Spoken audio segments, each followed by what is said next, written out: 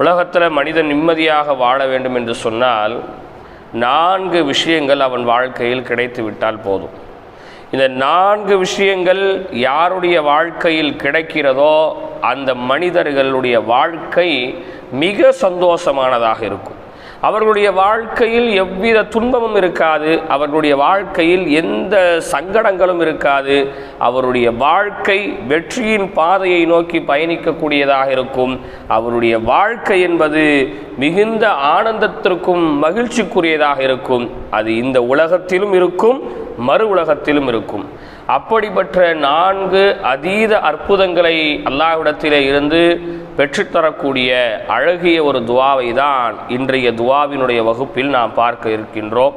இந்த துவா என்பது பாதுகாவல் தேடி ஒன்றை பெறக்கூடியது. ஒரு விஷயத்திலிருந்து நம்ம பாதுகாப்பு தேடுறோம்னு சொன்னால்